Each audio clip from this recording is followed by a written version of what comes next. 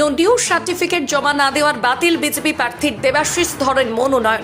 নতুন প্রার্থী দেবতনু ভট্টাচার্য বাতিল হলো বীরভূম লোকসভা কেন্দ্রের বিজেপি প্রার্থী দেবাশিস ধরের মনোনয়ন। শুক্রবার মনোনয়নপত্র যাচাই করার সময় পুলিশের চাকরি ছাড়া ছাড়পত্রের কাগজ না জমা দেওয়ার কারণে এই মনোনয়ন বাতিল হয়েছে।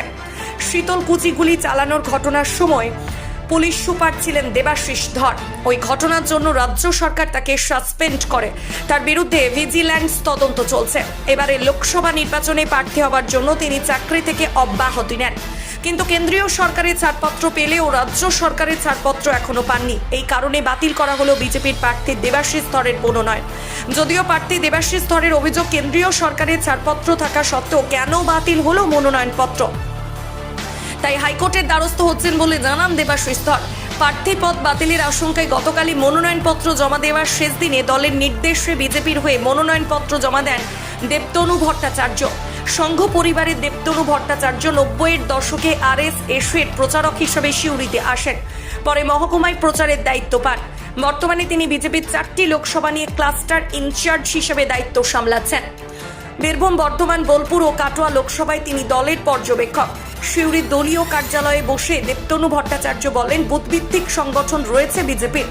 মোদিজির জনমুখী প্রকল্প, মমতা বন্দ্যোপাধ্যায়ের সরকারের অপশাসন দূর করতে মানুষ বিজেপিকে ভোট দেবে। এখানে কে প্রার্থী থাকলেও সেটা প্রাসঙ্গিক নয়, দল যা নির্দেশ দেবে সেভাবেই কাজ করব।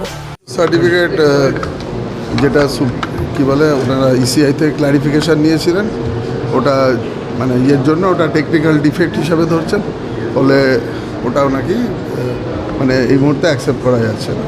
তাহলে কি আপনার প্রার্থীপদ খারিজ হয়ে গেল? সেটা তো আমরা লিগাল কোর্সে যাব নিশ্চয়ই। এখনো পর্যন্ত কি অবস্থায় রয়েছে? এখন অবধি আপনাদের বললাম তো, ওনারা বলছে ওটা টেকনিক্যাল ডিফেক্ট হিসাবে ধরছে। এরপরে কি আপনার কি আদালতে যাওয়ার কথা ভাবছেন? অবশ্যই আদালতে যাব। মানে সেই সময় কি পর্যাপ্ত সময় রয়েছে আদালতে গিয়ে আবার এখানে আজকে আমরা আদালতে কালকে তো প্রার্থীপদ প্রত্যাহারের শেষ দিন, আজকেই এটা মানে আদালতের দিক নির্দেশ করে। কি মনে হচ্ছে, আপনি কি হতাশ? না, হতাশ হবো কেন? আমাদের আরও প্রার্থী আছে, যদি আমি না লড়তে পারি অন্য কেউ লড়বে, এতে ইয়ে করার তো কিছু নেই।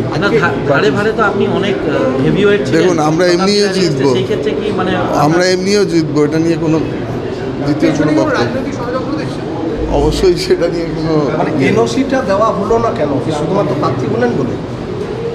এনওসি না, ওনার নো ডিউজ সার্টিফিকেট বলছেন। আমার কোনো ডিউজই নেই, সে তো আমি এফিডেভিট সাবমিট করেছি, তারপরে কি বলবো?